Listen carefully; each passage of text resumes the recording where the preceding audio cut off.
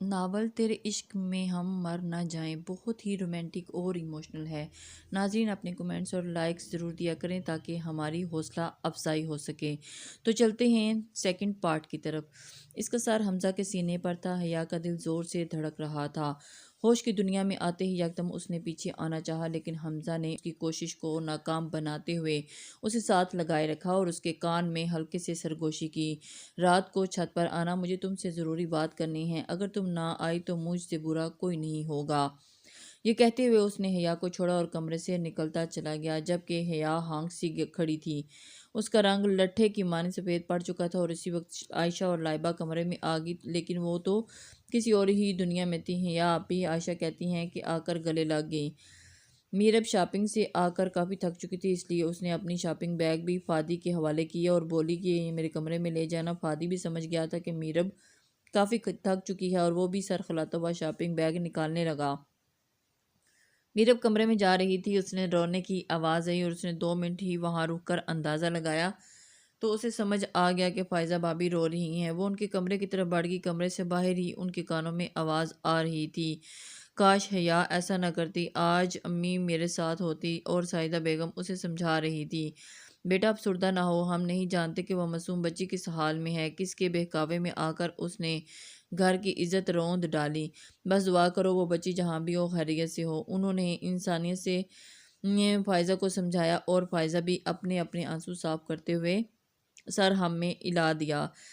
میرب سمجھ گئی تھی کہ بھابھی آج پھر پریشان ہے۔ پچھلے 2 ماہ میں کئی دفعہ انہیں روتا ہوا دیکھ چکی تھی اور اپنے کمرے میں جانے کے بجائے فائزہ کے پاس چلے گی۔ بھابھی اٹھے آئیے آپ کو دکھاتی ہوں میں جو شاپنگ۔ اس نے فائزہ کا موڈ خوشگوار کرنے کے لیے بات بدلی، جس پر فائزہ بھی مسکرا کر اس کے ساتھ جانے کی حامی بھری۔ عائشہ، لائبہ، میرب سب گلے لوگ گپیں لگانے لگے اور مصروف تھے، جبکہ حیا سوچ سوچ کر اندر ہی اندر گھٹ رہی تھی۔ اسے سمجھ نہیں آ رہا تھا کہ وہ کیا کرے۔ حمزہ بھائی نے اسے چھت پر کیوں بلایا ہے، وہ کیا کہنا چاہتے تھے؟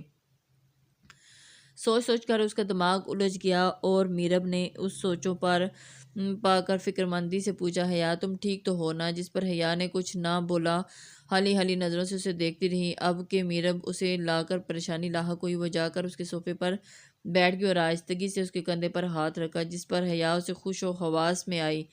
ہاں میں ٹھیک ہوں، حیا نے مدھم سے لہجے میں کہا۔ میرب نے شاید وہ شادی کو لے کر فکر مند ہو رہی تھی۔ اس وقت ہر لڑکی پریشان ہوتی ہے، یہ لمحے ہی ایسے ہوتے ہیں۔ ایک لڑکی کو اپنا گھر بار چھوڑ کر، اپنے سارے رشتے چھوڑ کر اجنبی کا ہاتھ تھامنا ہوتا ہے، جو اس کے لیے بہت مشکل ہوتا ہے۔ وہ گھر جس میں وہ شروع سے ہی رہ رہی ہوتی ہے، اپنا بچپن گزارا ہوتا ہے، سب ایک لمحے میں بے گانہ ہو جاتا ہے۔ ہر طرف پھول ہی پھول تھے۔ کوئی چھوٹے قدم اٹھاتا اس کے قریب آ رہا تھا۔ وہ سفید کپڑوں میں ملبوس کوئی شہزادہ لگ رہا تھا۔ سب دھندلا دھندلا ہو رہا تھا اور اس کا چہرہ نہیں دیکھ پا رہی تھی اور اس کے قریب آ چکا تھا۔ وہ فادی تھا۔ فادی نے اپنا ہاتھ میرب کی طرف بڑھایا اور اس نے آہستہ آہستہ ہاتھ فادی کے ہاتھ پر رکھ دیا۔ فادی نے اس کا ہاتھ ہولی سے دبایا اور قدم آگے بڑھا دیا۔ میرب نے اس کی پیروی کی اور چھوٹے چھوٹے قدم اٹھاتی وہ اس کی طرف چلتے ہوئے چل رہی تھی، دیکھتے ہوئے۔ اٹھ بھی جاؤ میرب، میرب، میرب۔ اس کے کانوں میں بیگم سعیدہ کی آواز پڑی، جو اس کے سر پر کھڑی کب سے اٹھا رہی تھی۔ امی آپ بھی نا، کتنا پیارا خواب تھا، اس نے سب خراب کر دیا۔ آنکھیں مسلتے ہوئے منہ بنا کر بولی،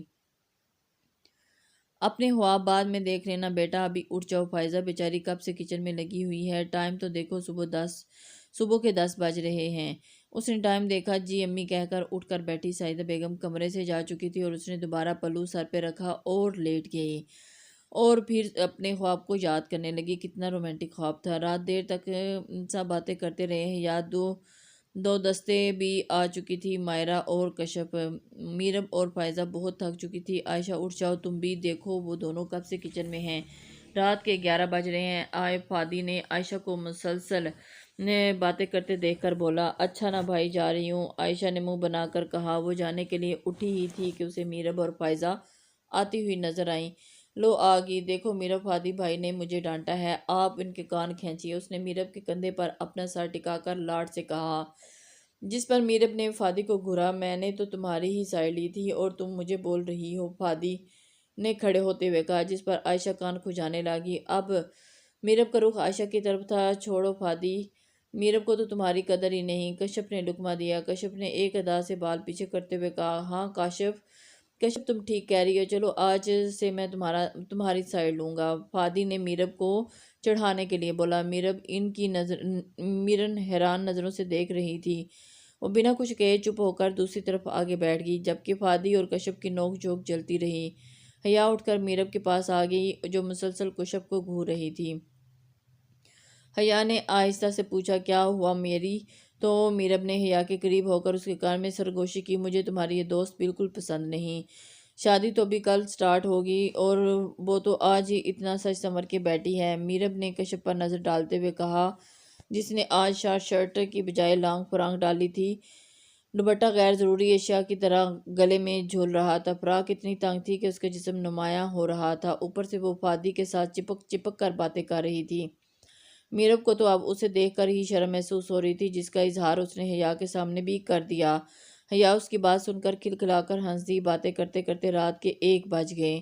اب سب سونے کے لیے اٹھ کر اپنے اپنے کمروں میں جانے لگے، جبکہ حیا کشمکش میں مبتلا تھی کہ چھت پر جائے یا نہ جائے۔ بہت سوچنے کے بعد اپنے دل و دماغ سے کوئی جواب نہ پا کر جانے کا ارادہ ملتوی کرتے ہوئے وہ سست روی سے اپنے کمرے میں جانے لگی۔ اس کا حلق خشک ہو رہا تھا، اس لیے وہ کمرے میں جانے سے پہلے کچن کی طرف چلی گئی۔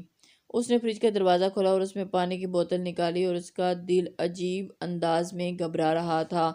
پانی گلاس میں انڈیل کر اس نے پانی کا گلاس منہ کو لگانا ہی چاہا تھا، تبھی اس نے اپنے پیچھے کسی کی موجودگی کا احساس ہوا، لیکن اس کی ہمت نہ ہوئی پیچھے مڑ کر دیکھنے کی۔ اگر میڈم نے پانی پی لیا ہو تو ہم چھت پر جا کر بات کر سکتے ہیں۔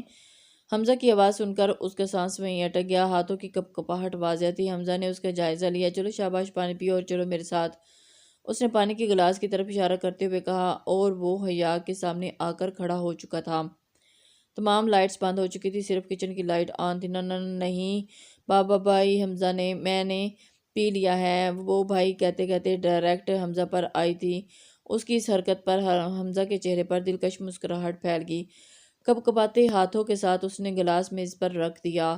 تو بات آپ یہاں کرنا چاہیں گی یا چھت پر چلیں گی میرے ساتھ؟ حمزہ نے کرسی پر ٹانگ رکھتے ہوئے پوچھا۔ یہ یہیں کر لیں، اس نے سہمی سی آواز میں کہا۔ ٹھیک ہے میڈم، حیا تو ڈائریکٹ بات پر آتے ہیں۔ یہ کہتے ہوئے اس نے ٹانگ سے کرسی کو پیچھے دھکیلا اور گھٹنوں کے بل سر جھکا کر بیٹھ گیا۔ حیا کی سمجھ سے باہر تھا، وہ اسے حیرانی سے دیکھ رہا تھا۔ حمزہ نے کچھ پلوں کے بعد سر کو اٹھایا اور حیا کے ہاتھوں کو تھامتے ہوئے بولا، اس شادی سے انکار کر دو حیا، میں نے اپنی زندگی میں صرف ایک ہی لڑکی کو چاہا ہے اور وہ تم ہو، اور تم پر صرف اور صرف میرا ہی حق ہے۔ اگر تم انکار نہیں کرو گی تو بھی تمہیں میں حاصل کر کے رہوں گا۔ وہ چمکتی آنکھوں کے ساتھ اس کی طرف دیکھ کر بولا تھا۔ حیا کو اپنی سماعت پر یقین نہیں آ رہا تھا۔ کل اس کی مائیوں ہے اور سامنے بیٹھا شخص اس سے محبت کا دعوے دار ہے۔ اس نے اپنے زور سے کھینچ لیا۔ حمزہ حیران نظروں سے اسے دیکھ رہا تھا اور اٹھ کر کھڑا ہو گیا۔ چلیں جائیں آپ یہاں سے، اور کوشش کیجیے گا کہ آئندہ آپ میرے سامنے نہ آئیں۔ حیا نے ہمت کر کے بولا، میں اکیلا نہیں جاؤں گا بلکہ تمہیں ساتھ لے کر جاؤں گا۔ حمزہ نے بھی اس کی آنکھوں میں دیکھتے ہوئے دو ٹوک الفاظ میں کہا، میرے دل میں آپ کے لیے کچھ بھی نہیں ہے، جو احترام تھا وہ آپ کھو چکے ہیں۔ اس کے علاوہ اب اگر میرے ساتھ آپ کا کوئی رشتہ بنے گا تو وہ صرف اور صرف نفرت کا ہوگا۔ حیا نے لرزتی ہوئی آواز میں کہا، تم میرے ساتھ نفرت کا رشتہ بنا لو، اسے محبت میں تبدیل میں خود کر لوں گا۔ حمزہ نے اپنا ہاتھ بڑھا کر اس کا ہاتھ تھامنا چاہا۔ حیا ایک دم سے پیچھے ہٹ گئی۔ دور رہیے مجھ سے، میں آپ کے ساتھ نہیں آؤں گی، فرقان سے ہی شادی کروں گی، بہتر یہی ہے کہ آپ چلے جائیں یہاں سے۔ حیا نے اپنے لفظوں پر زور دیتے ہوئے کہا، پھر سوچ لو، انکار نہیں کرو گی شادی سے؟ حمزہ نے وارننگ دیتے ہوئے کہا، نہیں بالکل نہیں۔ حیا نے بنا ڈرے سخت لہجے میں کہا، اوکے ٹھیک ہے، پھر میں تمہاری بارات والے دن یہ کاغذات سب کو دکھا دوں گا۔ حیا نے حیرانی سے کاغذات کو دیکھا۔ اس کے دل سے آواز آئی جیسے کچھ برا ہونے والا ہے۔ کیسے کاغذات؟ یہ حیا نے ڈرتے ڈرتے پوچھا۔ یہ وہ کاغذات جن پر آپ کے سگنیچر ہیں۔ حیا کو اس دن والی ڈیر والی بات یاد آئی۔ ہاتھ بڑھا کر حیا نے کاغذات کو پکڑا۔ کاغذات دیکھتے اس کے پیروں تلے سے زمین نکل گئی۔ وہ نکاح کے پیپر تھے۔ کچھ پل کے لیے مکمل خاموشی چھا گئی۔ حمزہ کے چہرے پر آئے جانے والے رنگ آسانی سے دیکھ پا رہا تھا۔ حیا نے سہارے کے لیے پیچھے فریج پر ہاتھ رکھا، نہیں ایسا نہیں ہو سکتا، یہ جھوٹ ہے، نکاح ایسے نہیں ہوتا، دھوکہ ہے، یہ حیا بار بار یہی بولے جا رہی تھی۔ ہاں دھوکا ہے یہ، اسے اپنی آواز کسی کنویں سے ہی آتی ہوئی محسوس ہو رہی تھی۔ حمزہ نے حیا کے کندھے پر ہاتھ رکھا۔ حیا دیکھو، تمہیں میری بات ماننی پڑے گی ورنہ تم جانتی ہو میں کیا کروں گا۔ وہ سرگوشی انداز میں اسے سمجھا رہا تھا، پر حیا کچھ بھی نہ بول پا رہی تھی، نہ سن پا رہی تھی، اس کی آنکھوں سے اشک رواں تھے۔ حمزہ نے حیا کا گال تھپ تھپایا۔ اسی وقت حیا حمزہ کی باہوں میں جھول گئی۔ فادی اٹھو، مجھے آئس کریم کھانی ہے۔ ابھی نہیں میری، تھوڑی دیر کے تک جائیں گے۔ فادی لیپ ٹاپ میں کام مصروف تھا جب میرب اس کے گھر سر پر کھڑی تھی، آئس کریم کھانے کی ضد کر رہی تھی۔ مسلسل 15 منٹ سے وہ ایک رٹ ہی لگائے رکھی ہوئی تھی اور فادی اس کا ایک ہی جواب دے رہا تھا، نہیں اٹھو ابھی۔ میرب نے فادی کا لیپ ٹاپ بند کرتے ہوئے کہا۔ فادی نے اسے گھور کر دیکھا۔ ابھی تو وہ کچھ میرب کو کہتا کہ اس سے پہلے ہی فائزہ بھی فادی کے کمرے میں آ گئی۔ ابھی تک تم گئی نہیں؟ میرب نہیں بھابھی، دیکھیے نا، نہیں لے کر جا رہا، میرب نے منہ بنا کر کہا۔ فادی بھی اب اٹھ کر ان کے سامنے آ کر کھڑا ہو گیا۔ چلو چڑیل کہیں کی، ہر وقت پیچھے پڑی رہتی ہے۔ ہاں بھائی، پھر تو تمہاری بیوی آ جائے گی نا، اس لیے ابھی جتنا فائدہ اٹھا سکتی ہوں اٹھا لو میرب، اٹھا لو۔ میرب اپنے دونوں ہاتھ کمر پر رکھ دیے اور اب وہ خطرناک موڈ میں آ چکی تھی۔ کون سی بیوی؟ اس نے منہ کے زاویے بگاڑ کر پوچھا۔ بھابھی کیوں، آپ نے مجھ بیچارے کو مروانا ہے؟ جب تک یہ ہے تب تک بیوی کا تو چانس نہیں ہے، فادی نے بھی شرارت سے کہا، جس پر میرب انہیں گھور کر رہ گئی۔ چلو اب جانا نہیں ہے؟ فادی نے اسے یوں کھڑا پا کر پوچھا۔ نہیں، تم اپنی بیوی کو ہی لے کر جانا۔ میرب نے بھی ناراضگی کا اظہار کیا، جس پر فائزہ اور فادی نے کہہ کر لگا دیا۔ فادی نے میرب کا ہاتھ پکڑا اور اسے کھینچتا ہوا ساتھ لے گیا۔ پاگل لڑکی، وہ منہ ہی برا بنانے لگا۔ حمزہ کو تھوڑا بہت تو اندازہ تھا کہ کس طرح ری ایکٹ کرے گی، لیکن یہ اندازہ بالکل بھی نہیں تھا کہ وہ اس طرح بے ہوش ہو جائے گی۔ حمزہ کافی پریشان ہو گیا۔ پاس پڑی کرسی پر حیا کو بٹھایا اور اس کے منہ پر پانی کے چھینٹے مار کر اسے ہوش میں لانے کی کوشش کر رہا تھا۔ بال اس کے چہرے پر بکھرے ہوئے تھے اور وہ تمام پریشانیوں سے آزاد آنکھیں بند کیے لیتی ہوئی تھی، اور حمزہ کو محسوس ہوا جیسے کوئی اس کی طرف آ رہا ہے۔ وہ جلدی سے کچن کی ونڈو سے باہر پھلانگ گیا۔ کمرے میں آنے والی کشف تھی۔ اس نے حیا کو چیئر پر آنکھیں بند کیے ہوئے بیٹھے دیکھا۔ اس نے حیا کو بلایا، لیکن حیا تو اپنے ہوش و حواس سے بیگانہ تھی۔ کشف کے بار بار بلانے پر بھی حیا نے کوئی جواب نہ دیا۔ کشف نے حیا کا گال تھپ تھپایا۔ حیا کو تھوڑا تھوڑا ہوش آ رہا تھا۔ آنکھیں کھولنے پر حیا نے کشف کو اپنے سامنے پایا۔ اس نے زور سے کشف کو گلے سے لگا لیا۔ کشف حیران ہو رہی تھی کہ آخر حیا کو کیا ہو گیا، کیا ہوا ہے یا اس نے حیا کو کمر سے لاتے ہوئے پوچھا۔ حیا کے جسم میں کپکپاہٹ طاری تھی۔ کشف بولو یار، کیا ہوا؟ کشف وہ جھوٹ ہے، ماما نہیں، میں نے کچھ نہیں کیا۔ حیا کانپتی ہوئی آواز کے ساتھ اٹک اٹک کر بول رہی تھی۔ کشف کو کچھ سمجھ نہیں آ رہا تھا، کیا جھوٹ ہے کیا نہیں، اس نے جھنجھلا کر پوچھا۔ وہ جھوٹ بول رہا ہے، دھوکہ دیا ہے، میں نے کچھ نہیں کیا، وہ مجھے لے جائیں گے، تم سب کو بتاؤ گی نا یہ میں نے کچھ نہیں کیا۔ وہ ٹوٹے پھوٹے لفظوں کے ساتھ بول رہی تھی۔ ہاں میں سب کو بتاؤں گی، تم نے کچھ نہیں کیا، کشف نے جان چھڑانے کے لیے بولا، اور اس نے اسے اپنے ساتھ لگا کر روم میں لے گئی۔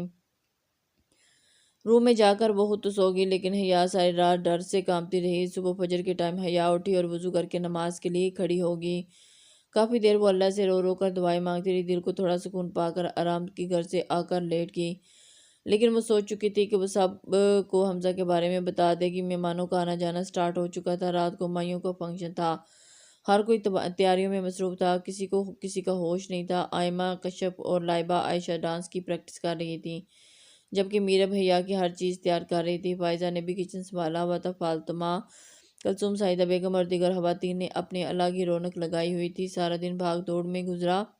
مائیوں کا فنکشن سٹارٹ ہونے والا تھا۔ فادی نے ہاتھ میں تھال پکڑا ہوا تھا جس میں ڈھیر سارے موتیے کے پھول تھے۔ میرب کو موتیے کے پھول بہت پسند تھے۔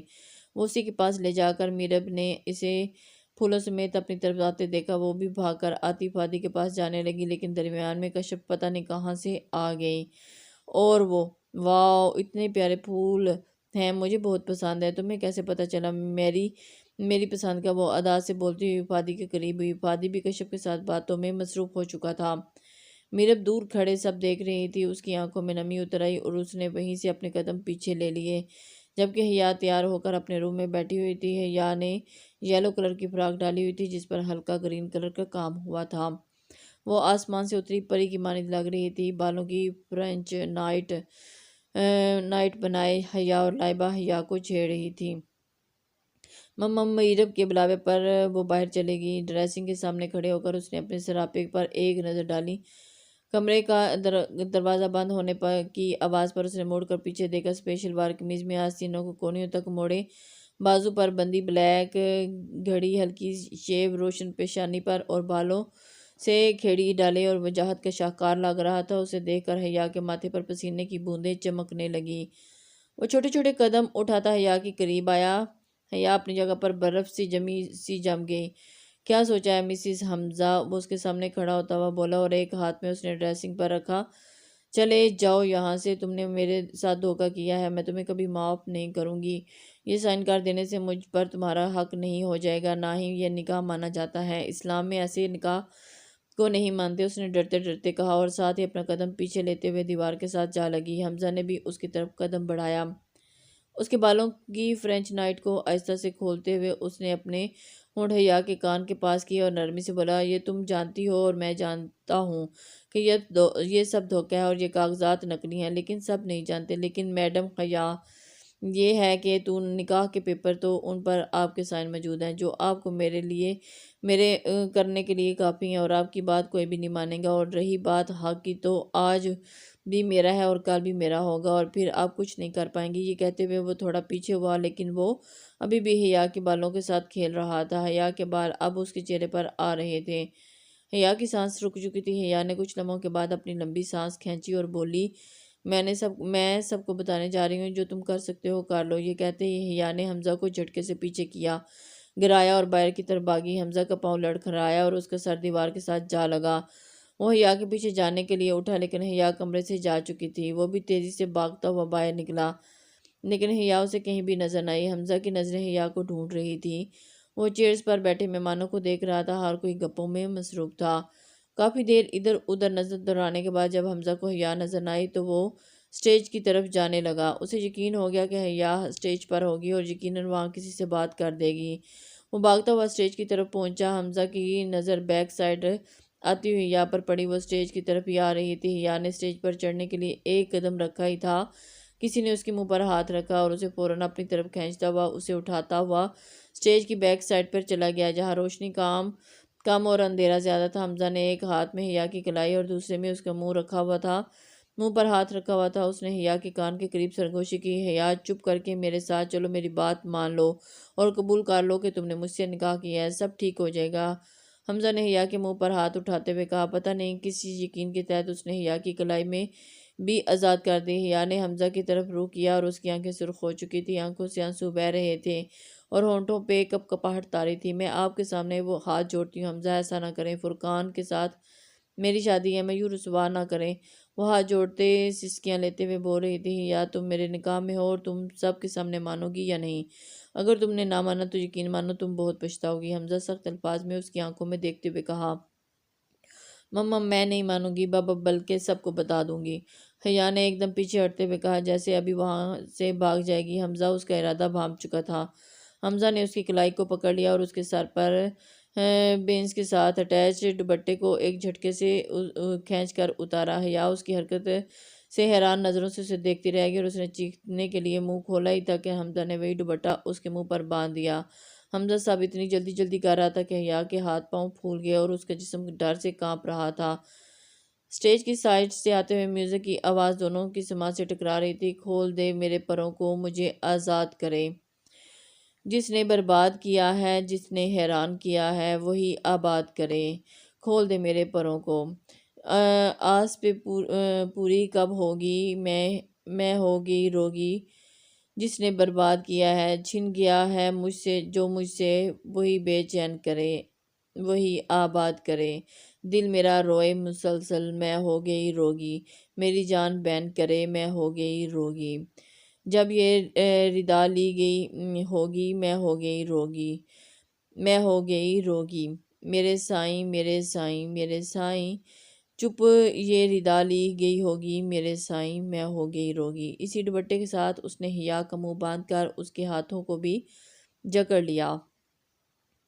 حمزہ نے حیا کو بازو میں اٹھایا۔ حیا مسلسل رو رہی تھی اور اس کی آنکھوں سے آنسو رواں تھے اور وہ اس کو حصار سے نکلنے کی کوشش کر رہی تھی۔ حمزہ اس کی آنسوؤں کی پرواہ کیے بغیر اسے اٹھا کر بیک سائڈ سے پر لے جا رہا تھا۔ گھر کی بیک سائڈ پر درخت کے پاس حمزہ نے حیا کو بٹھایا۔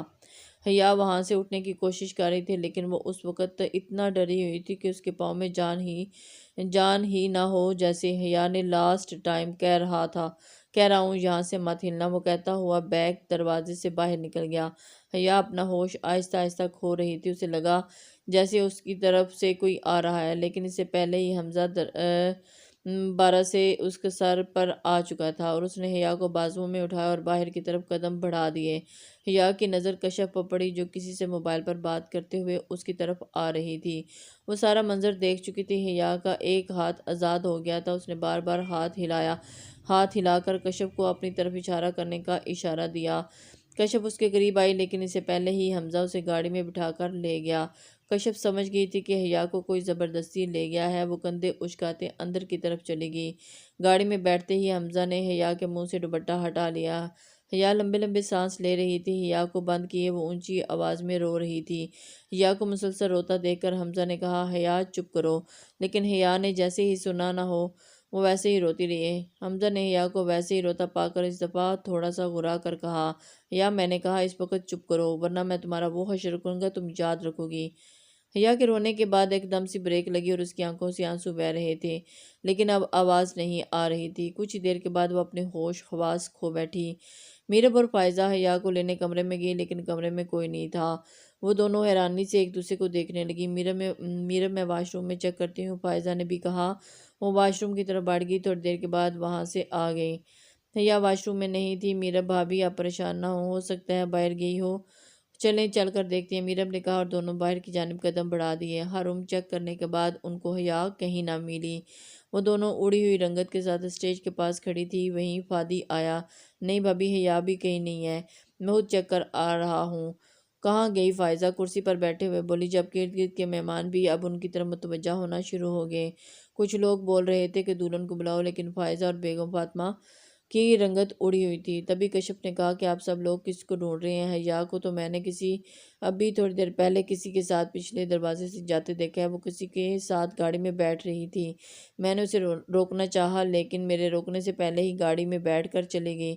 میں نہیں دیکھ پائی کہ وہ کس کے ساتھ گئی ہے۔ کشف بولتی جا رہی تھی اور فائزہ اور فاطمہ بیگم کو ایسے لگا جیسے ان کے پاؤں تلے سے زمین کسی نے کھینچ لی ہو۔ فاطمہ بیگم وہیں زمین پر ڈھیر ہو گئی۔ علی، میرب اور فادی بھی فاطمہ بیگم کو اٹھا کر ہسپتال لے گئے۔ فائزہ اپنی حالت خراب ہو رہی تھی اور ساجدہ بیگم اس کی کے پاس رک گئیں۔ اعظم مصطفیٰ، حسن مصطفیٰ بھی ہسپتال سے نکل چکے تھے۔ فائزہ مسلسل روئے جا رہی تھی۔ آج دنیا کے سامنے ان کا تماشا بن گیا تھا۔ ساجدہ اسے تسلی دے رہی تھی، لیکن ان کی اپنی آنکھوں سے آنسو جاری تھے۔ مہمان سب جا چکے تھے۔ حمزہ نے حیا کو گاڑی سے نکالا اور بازوؤں سے اٹھاتا ہوا گھر میں داخل ہو گیا۔ حمزہ نے ایک چھوٹا سا فلائٹ لے رکھا تھا، جہاں وہ کبھی کبھار چکر لگاتا رہا تھا، لیکن اب وہ حیا کو لے کر وہیں آ گیا۔ گھر میں داخل ہوتے ہی حمزہ بیڈ روم کی طرف بڑھ گیا۔ حیا کے گالوں پر آنسوؤں کے نشان تھے اور اس کے چہرے پر انتہا کی معصومیت تھی۔ حمزہ نے اسے بیڈ پر لٹایا اور اسے لٹا کر وہ اٹھنے لگا تو حیا کے بالوں کی ایک لٹ حمزہ کے کرتے کے ساتھ لگے بٹنوں میں پھنس گئی۔ اس نے ایک نظر حیا پر ڈالی، سوجی ہوئی آنکھیں، کھلے بال جو اس کے چہرے پر پھیلے ہوئے تھے۔ حمزہ نے اپنی نظر بدلی اور اس کے بالوں کو بٹن سے آزاد کرانے لگا۔ بالوں کو بٹن سے نکال کر اس نے ڈاکٹر کو فون کیا۔ تھوڑی ہی دیر بعد ڈاکٹر آ چکا تھا۔ اس نے حیا کو چیک کیا۔ انہوں نے کہا کہ بہت زیادہ سٹریس لیا ہے، میں نے انجیکشن لگا دیا ہے، تھوڑی دیر تک ہوش آ جائے گا۔ ڈاکٹر نے حمزہ کو اطمینان دیا۔ وہ ڈاکٹر کو باہر چھوڑ کر واپس کمرے میں آیا تو حیا ویسے ہی لیٹی ہوئی تھی۔ حیا کی جانب اب اس کی فکر کم تھی۔ گھر سے بار بار حمزہ کی کالز آ رہی تھی۔ حمزہ نے کال پک کی تو فادی نے اسے ساری تفصیل میں حیا کو ڈھونڈتا ہوں کہہ کر حمزہ نے کال بند کر دی۔ حمزہ کو اپنا غصہ ضبط کرنا مشکل ہو رہا تھا۔ میں نے کتنا سمجھایا تھا تمہیں حیا، لیکن تم نے میری ایک بات بھی نہیں مانی۔ اگر تم میری بات مان جاتی تو سب کے سامنے میرے ساتھ دیتی تو آج حالات یہ نہ ہوتے۔ تم گھر سے بھاگنے کا الزام نہ لگتا۔ کیسی دوست ہے یہ تمہاری کہ جس نے تمہیں ہی تمہارے کردار کو مشکوک کر ڈالا۔ وہ غصے سے کمرے سے باہر مسلسل سوچ رہا تھا اور گاہے بگاہے نظر حیا پر دوڑا رہا تھا۔ بیوقوف لڑکی نہ ہو تو حمزہ نے لمبا سانس لیا۔ تقریباً 2 گھنٹے کے بعد حیا کو ہوش آنے لگا۔ حیا نے بند آنکھوں سے پانی مانگا۔ حمزہ نے پانی کے گلاس اس کے ہونٹوں سے لگایا۔ حیا نے ایک گھونٹ لیا تھا اور اس کی نظر سامنے حمزہ پر پڑی۔ اس نے حمزہ سے تیزی گلاس کو ہاتھ مار کر گرا دیا اور اس کے ذہن میں سب گھوم رہا تھا۔ اس نے اٹھنے کی کوشش کی، لیکن حمزہ نے ہاتھ پکڑ کر وہیں بیڈ پر بٹھا دیا۔ چپ کر یہیں بیٹھو۔ اس نے اپنا غصہ ضبط کرتے ہوئے نرم لہجہ اپنایا۔ چھوڑو مجھے، تم امی میرا انتظار کر رہی ہوں گی، میں سب کو بتا دوں گی۔ حیا نے چلا کر بولا اور وہ مسلسل روئے جا رہی تھی۔ حیا وہیں پہ سب کو پتہ چل چکا ہے، تم گھر پر نہیں ہو، اب بہتری اسی میں ہے کہ جیسا میں کہوں ویسا کرو۔ حمزہ نے اس کا ہاتھ پکڑ کر اسے سمجھانا چاہا، جسے ایک پل کے لیے حیا نے جھٹک دیا اور چلانے لگ گئی، برباد کر دیا تم نے، سب میری زندگی برباد کر دی تم نے، اللہ تمہیں کبھی معاف نہیں کرے گا، تمہاری زندگی جہنم میں بھی بدتر بنا دوں گی، وہ چلا چلا کر کہہ رہی تھی۔ حمزہ نے آگے بڑھ کر اس کے منہ پر ہاتھ رکھا، ضبط کیا ہوا غصہ اب ایک دم باہر آیا۔ حیا، میں نے کہا چپ ہو جاؤ، پہلے ہی تمہاری بے وقوفی کی وجہ سے حالات اتنے خراب ہو گئے ہیں کہ میں تمہارے لیے کھانا لینے جا رہا ہوں، چپ کر کے اسی کمرے میں بیٹھی رہنا، کوئی بھی ہوشیاری کرنے کی ضرورت نہیں ہے، گھر میں کوئی چیز بھی تمہارے کام نہیں آئے گی، اور میں باہر کا دروازہ لاک کر کے جا رہا ہوں، اس نے حیا کی آنکھوں میں دیکھتے ہوئے سخت لہجے میں کہا، اور حیا کو چھوڑتا ہوا دروازہ لاک کر کے باہر چلا گیا۔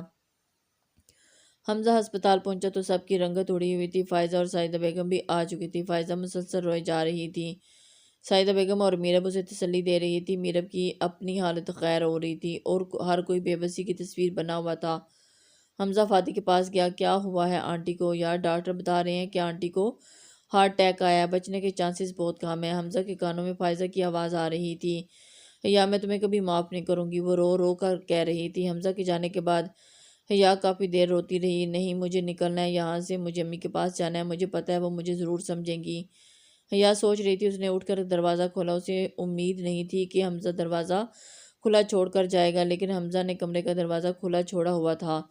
اسے دیکھ کر حیرانی ہوئی، وہ بھاگتی ہوئی مین گیٹ کی طرف بڑھی تھی کہ لیکن دروازہ لاک تھا۔ فلیٹ میں 3 کمرے تھے، ایک کچن، حیا نے سب کی تلاشی لی لیکن اسے ایسا کچھ نہیں ملا جس سے بھاگنے میں آسانی ہو۔ حیا کی نظر ونڈو پر پڑی جو دوسرے روم کی کھلی ہوئی تھی، سب کچھ اتنا تیزی سے ہوا کہ حمزہ کو خیال ہی نہ آیا کہ کوئی ونڈو بھی کھلی ہو سکتی ہے۔ حیا نے کبڈ میں سے حمزہ کی ایک ہی شال نکال کر اوپر اوڑھی اور ونڈو سے باہر پھلانگتی ہوئی باہر نکل گئی۔ حمزہ میں گھر آنے کے بعد سیدھا کچن میں چلا گیا، جو کھانا وہ ساتھ لے کر آیا تھا اس نے برتنوں میں نکالا اور روم کی طرف بڑھ گیا۔ روم میں داخل ہوتے ہی وہ ٹھٹکا، حیا کہاں ہے؟ حیا کو نہ پا کر اس نے آواز لگائی۔ حمزہ نے آگے بڑھ کر واش روم میں دیکھا، وہاں بھی کوئی نہیں تھا۔ سارے رومز چیک کرنے کے بعد حمزہ کو اب فکر لاحق ہونے لگی، وہ تیز تیز ڈگ بڑھتا ہوا باہر آیا، سامنے ٹیبل پر پڑا ہوا موبائل اور کیز اٹھا کر باہر نکل گیا۔ وہ جانتا تھا حیا اس وقت کہاں ہوگی۔ کافی دیر سڑک پر ادھر ادھر نظر دوڑانے کے بعد اسے کوئی ٹیکسی نظر نہ آئی۔ کو یاد کرتے ہوئے کچھ دیر کے بعد اسے ایک رکشہ نظر آیا، اس میں بیٹھ کر وہ اللہ اللہ کرتے اپنے گھر تک پہنچی۔ اپنے ہاتھ پر سے سونے کی رنگ اتار کر اس نے رکشہ ڈرائیور کو دی، وہ گھر کے سامنے کھڑی تھی۔ حیا کو دیکھ کر حیرت ہوئی، گھر اندھیروں میں ڈوبا ہوا تھا، گھر میں اتنا اندھیرا کیوں ہے سوچتے ہوئے وہ بار بار بیل بجا رہی تھی لیکن اندر سے کوئی نہ نکلا اور اس کے پاس اندر جانے کا کوئی راستہ نہ تھا۔ کسی طرح میں اندر داخل ہو جاؤں، اس کے بعد حمزہ تو مجھ تک نہیں پہنچ پائے گا، یہ سوچتے ہوئے اس نے گیٹ پر پاؤں رکھا اور اوپر چڑھنے کی کوشش کرنے لگی۔ ابھی تھوڑی ہی اوپر چڑھ پائی تھی کہ اس کے پاس ایک گاڑی رکی، گاڑی میں سے کوئی نکل کر اس کی طرف آ رہا تھا۔ حیا کی نظر سامنے آتے ہوئے انسان پر پڑی تو اس کا پاؤں پھسل گیا، وہ نیچے گرنے ہی والی تھی کہ سامنے سے آتے ہوئے انسان نے اسے آگے بڑھ کر پکڑ لیا۔ اب وہ اس کے حصار میں تھی، آنکھیں ڈر سے پیچھے ہوئی تھی، خود کو محفوظ پا کر اس نے آنکھیں کھولی تو اس کی آنکھیں پھٹی کی پھٹی رہ گئیں۔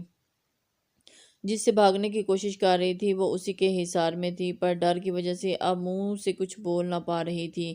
حیا نے اس کے حصار سے نکلنے کی کوشش کی، حمزہ نے اسے گھورا، حمزہ کے چہرے سے ہی اس کے غصے کا اندازہ لگا کر حیا نے اپنی کوشش ترک کرتے ہوئے کہا، اسے کالر سے پکڑا اور اسے جھنجھوڑتی رہ گئی۔ اس کو حیا پر ترس آ گیا، حمزہ نے اسے نیچے اتارا اور اس کا ہاتھ پکڑ کر گاڑی کی طرف لے جانے لگا۔